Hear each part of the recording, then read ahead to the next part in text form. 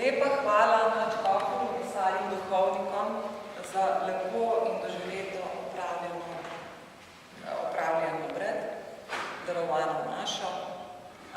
Drugače se pa še ne bomo zahvaljevali, ker se še ne postavljamo.